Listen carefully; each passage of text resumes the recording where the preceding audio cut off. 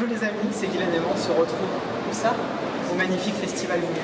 Début du festival aujourd'hui, on enchaîne, grosse journée, Valeurs sentimentales, réalisée par Joachim Trier, en présence de Joachim Trier, et également avec Sean Penn. Je sais pas ce qu'il fout là, mais il va être là pour le coup pendant le film. Et ensuite, direction la Halle Tony Garnier à Lyon, évidemment au Festival Lumière à Lyon, je ne l'ai pas précisé, pour enchaîner avec les cérémonies d'ouverture, peut-être des stars de présente, peut-être des bonus, peut-être des cadeaux, on ne sait pas encore. Et on enchaîne juste après avec la projection sur un magnifique écran dans cette Halle Tony Garnier du film Fall au-dessus d'un nid de coucou avec Jack Nicholson. On a hâte de commencer le festival.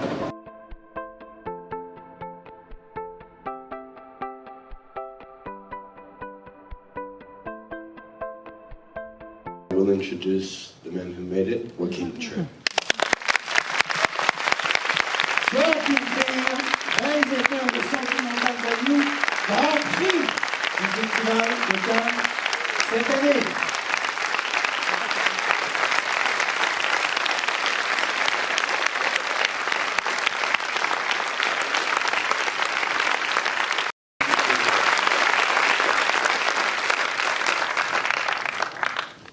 That's why we're here today, and it's such a pleasure to be back here. I was here with Worst Person in the World 4 years ago, and to be in a context of cinema love like this means a lot to a man.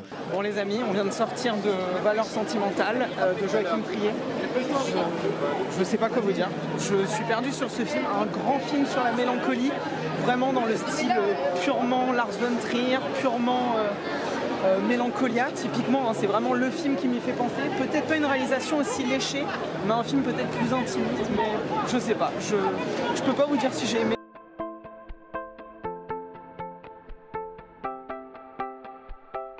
Et les amis, vous m'entendez à présent en voix off pour justement vous parler de cette magnifique Halle Tony Garnier qui va nous accueillir plusieurs fois durant le festival et ici pour la cérémonie d'ouverture comme je vous le disais juste avant. Et ensuite on va enchaîner avec Vol au-dessus d'un nid de coucou, film que j'ai déjà vu et qui va me permettre de le redécouvrir dans une grande et belle salle. Et comme vous le voyez, une belle salle bien remplie de personnes fans de cinéma et de personnes du monde du cinéma. Quand on était en mode d'abandon, mais je t'ai rien fait, Franck. En plus, je t'aime bien. c'est ce que je te reproche, tu n'as rien fait. Bon, on est prêt? Ready?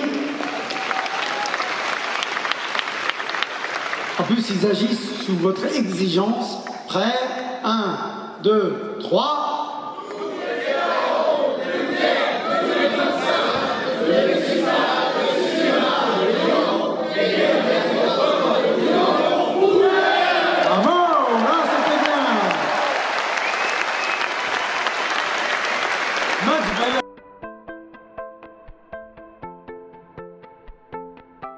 Aujourd'hui, on a un très beau programme puisqu'on va commencer avec le salon du DVD en ce premier dimanche du Festival Lumière. Donc un salon sur lequel on va retrouver Carlotta, sur lequel on va retrouver les gardiens du cinéma. Donc on va évidemment, je vais vous emmener avec moi.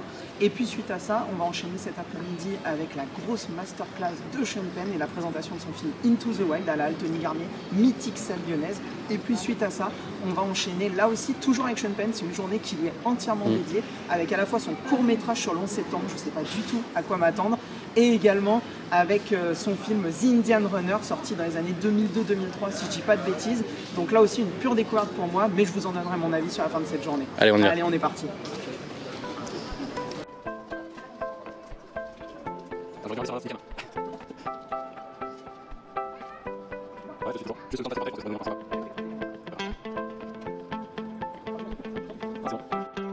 Alors les amis, ce moment était tout simplement extraordinaire. Ce que vous voyez en fond est tout simplement un très léger aperçu de 2 vidéos qui arrivent la semaine prochaine pour la première et la seconde après, petit teaser. Mais je peux vous dire que ce salon du DVD a été tout simplement monumental.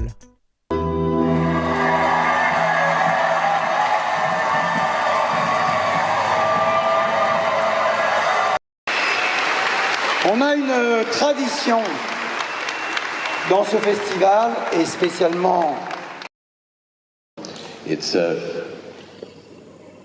patriotism story, and which I find to be a very interesting subject today. Oui, j'ai un projet, je suis très excité là-dessus et je trouve que ce projet devrait vous intéresser énormément. Oui. Je voudrais d'abord qu'on remercie Sean très très fort. Plus fort même, plus fort, plus fort, plus fort.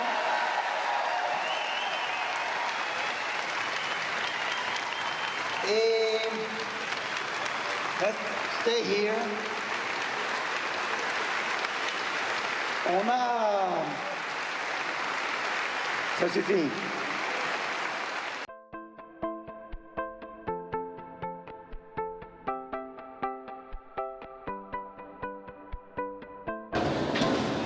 Voilà, messieurs. On est là pour Arco, On attend. réalisé par Hugo Bienvenu, qui va sortir en fin d'année, et avec Nathalie Portman qui sera présente pour en parler puisqu'elle est productrice du film. On va pas du tout m'entendre vu que j'ai pas lancé le micro, n'est-ce pas? Putain.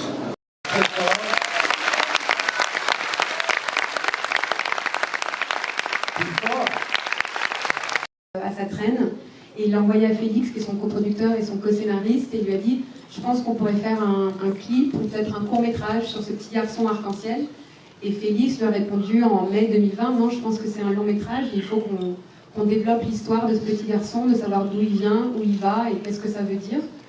Ils ont travaillé, ils ont un studio d'animation qui s'appelle Remembers à Paris. Je pensais que le message passe facilement auprès des enfants. Well, I think that something Hugo said to us early on, which was one of the reasons I wanted to be part of this, wanted us to be part of this, was he described it as having a memory of the future. Mm-hmm. And I thought that was such a beautiful way to describe imagination and how we can build a better future. Et oui les amis, on a eu l'énorme opportunité de rencontrer Nathalie Portman en tant que productrice de l'extraordinaire film Arco, que nous vous recommandons avec toute l'équipe. Et on enchaîne juste après avec la redécouverte sur un magnifique écran et une interview exclusive de Nathalie Portman pour le film Black Swan. Donc c'était là aussi une journée complètement pour elle.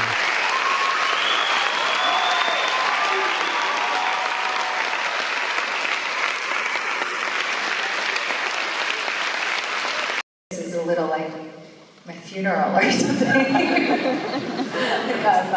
Like, it was a good run.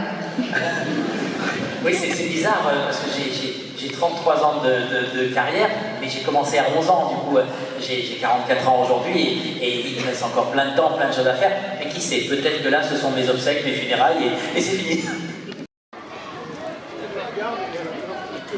Aujourd'hui, c'est le Festival Lumière, vous pouvez le voir. Et en tant que fan de cinéma, c'est un grand honneur d'être ici aujourd'hui. Les amis, Tristan, notre nouveau caméraman. Vous me direz d'ailleurs si le style est différent ou pas entre les 3 premiers jours et à partir de maintenant. On se retrouve pour le 4e jour du Festival Lumière. Un très gros programme, masterclass de Nathalie Portman. Malheureusement, je n'y ai pas eu d'accès. J'ai envie de vous dire, comme vous l'avez vu sur la journée d'hier, on en a très très bien profité. Néanmoins, on va enchaîner avec à la fois le film... j'ai complètement perdu son nom d'ailleurs, le film que l'on va voir. C'est normal, c'est pas un film, c'est Alain Chabat. C'est Alain Chabat, exactement. Le combat des chefs ce soir, c'est le gros événement de la journée. Il y a différentes masterclass que je vais vous afficher en même temps que je discute, auxquelles on ne sera pas là. Et en même temps, cet après-midi, on va aller voir Jackie. Voilà, je cherchais un biopic avec Nathalie Portman en l'occurrence sur la vie de Jackie Kennedy. Normalement, elle sera là pour nous en parler. Rien de sûr, donc on verra bien tout à l'heure, c'est la surprise, quoi qu'il arrive. Alain Chabat, c'est le plaisir de découvrir sa série Le Combat des Chefs, Astérix, Le Combat des Chefs, sorti sur Netflix en version film dans la salle Tony Garnier, cette fameuse salle mythique que vous avez déjà vue. Et de l'autre côté, pour Jackie, c'est une pure découverte. Je ne sais pas du tout comment est ce film, je ne sais pas du tout s'il est bien ou pas, je ne sais pas du tout ce que vaut Nathalie Portman à l'intérieur. Ça va être une pure découverte, les amis. Donc j'enchaîne les amis parce que le petit gars là il parle beaucoup trop. Non, tout ça pour vous dire que avant d'aller voir le film Jackie, puisqu'il était en milieu d'après-midi et Alain Chabat qui était juste derrière, on a justement décidé avec Tristan d'aller faire un tour dans tout ce qui est lié au monde du cinéma et culturel autour de l'Institut Lumière à Lyon, lieu qui est d'ailleurs constamment ouvert, pas que durant le Festival Lumière, et que je vous recommande. C'est là-bas que j'achète une petite partie de ma collection de Blu-ray et de livres autour du cinéma, et ils ont, je peux vous le dire, de très très belles pépites.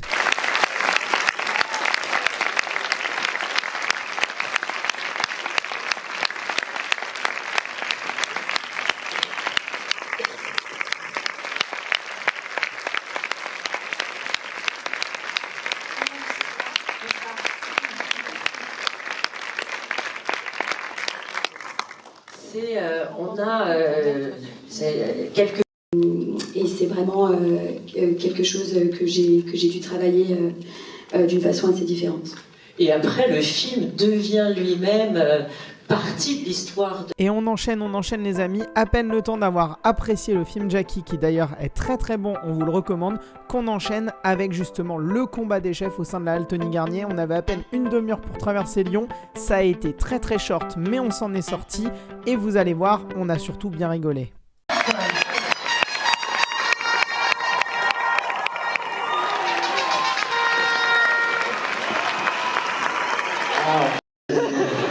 Oui, c'est quelque chose qu'on a dit, qu'on a fait. Enfin, c'est quoi le... Pourquoi? Mais non, mais t'as pas posé la seule question. Quelle est la seule question? Qui a vu le film? Qui a vu la série? Oui. Par applaudissement. Oui, par applaudissement. Qui a vu Astérix Obélix? Qui, par applaudissement, qui en a marre d'applaudir?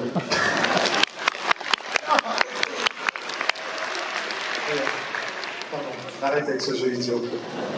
Ou pas. Non, mais vous m'avez absolument pas rappelé. Par applaudissement. Qui trouve que...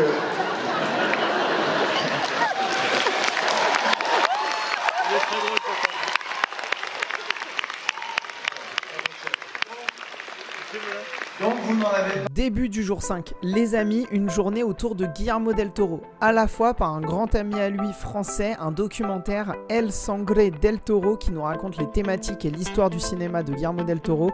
Et le soir, on enchaîne dans une salle de cinéma avec la découverte de son nouveau film Frankenstein. Bonjour à toutes, bonjour à tous. Merci. Hola, ¿cómo están? Bueno, Yves Montmayor tiene el peor timing de la historia. Siempre que se me acerca estoy agotado, hecho mierda, destruido y cansadísimo y me dice, vamos a hacer una entrevista. Au Festival de Venise. Donc on ne s'était pas vu, on se revoit, on dîne, on boit. C'est un peu la constante du festival de lumière. Et puis je lui dis, d'un coup de Guillermo, il serait peut-être temps aussi que, parce qu'il me dit, tu fais toujours des documentaires sur qui, etc. Il dit, c'est quoi le prochain? Ça va être sur toi. Je lui dis, bon, t'es pas d'accord? Il me dit, si. Puis il m'a dit, let's do it. Et voilà, donc tout a comme en fait, le documentaire, il s'est scellé, il s'est cimenté vraiment ici à Lumière. Donc je suis particulièrement touché de voir. Ay, ay, ay. Gracias por venir. La película que van a ver hoy la llevo persiguiendo toda una vida. Bonsoir, merci d'être venu. Le film que vous allez voir, c'est un film, je suis à la poursuite de ce film depuis toute une vie. Cuando tenía 7 años, un domingo fuimos a misa de 8. Fuimos a misa del cantón. Sí. Amor como 9, solo hay 2 en la vida. Fuimos a misa de 8 y después vimos películas de monstruos en la televisión. Quand j'avais 7 ans, on est allé à la messe un dimanche à 8h et après on a vu le film classique à la télévision. México lo era en la imaginación romántica, en el gótico y los monstruos. J'ai compris que donc dans l'imagination d'un enfant normal au Mexique, il y avait le gothique, il y avait les monstres. Hein? Très rapide. Sets reales, miniaturas, una nave varada en el hielo de escala completa y está hecha para que recordemos que el arte no es algo innecesario, sino algo urgente.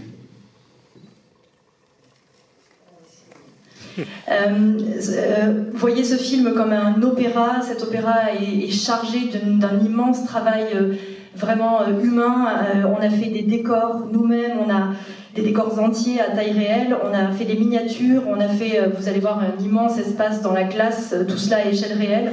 C'est un film qui est là pour se souvenir que l'art n'est pas du tout non nécessaire, mais que l'art est urgent. Me alegra estar más viejo y más cansado para contar esta historia.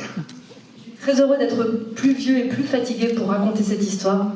Porque el niño que vio a Frankenstein, que vio a Boris Karloff a los 7 años, que leyó la novela a los 11 años, sigue adentro de mí. Parce que l'enfant qui a 7 ans a vu le film avec Boris Karloff et qui a 11 ans a lu le roman est toujours en moi. Et oui les amis, on en parlera dans une prochaine vidéo, mais j'ai eu la chance d'échanger avec Guillermo del Toro, mais on n'a pas le temps de s'arrêter.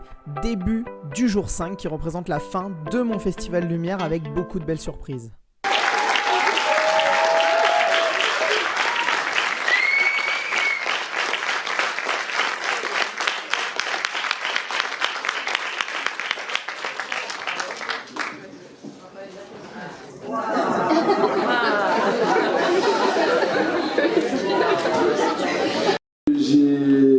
L'inspiration, on la puise dans le quotidien, ça c'est sûr, les artistes sont des vampires. Vous l'avez compris les amis, une journée autour des stars, Raphaël Quenard, l'équipe du film La femme la plus riche du monde et enfin la découverte en avant-première du film Yoroi d'Orelsan en présence d'Orelsan et de toute son équipe comme vous allez pouvoir le découvrir. En tout cas, merci beaucoup, merci à vous d'être là pour cette avant-première de Yoroi, ça fait archi plaisir. Merci à Thierry de nous avoir invités au Festival des Lumières et merci à l'organisation. Déjà un film d'Aurel coincé dans une armure, mais c'est véritablement il y a 4 ans, j'avais regardé Mon voisin Totoro pour la première fois, assez tardivement.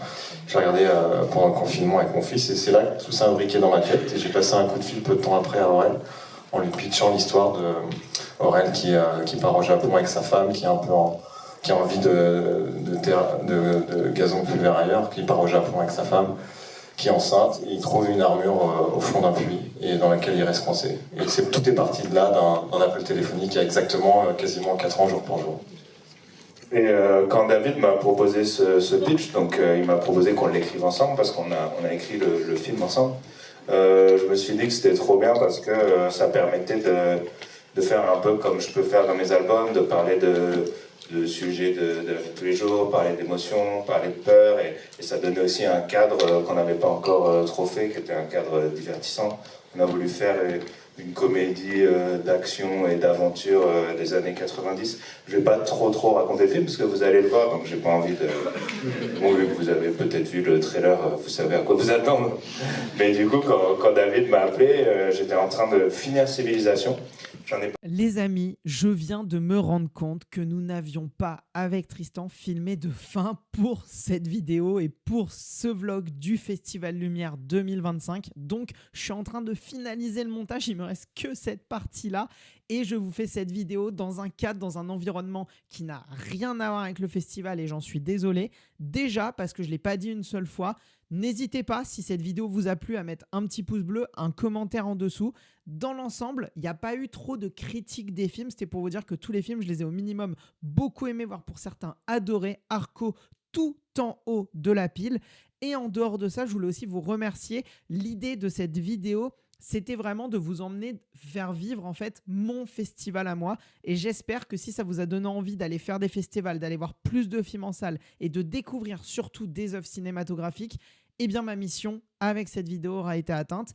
En attendant les amis, prenez soin de vous, allez voir des films, merci encore et surtout n'oubliez pas, regarder des films c'est bien mais les comprendre c'est mieux. Ciao ciao les amis.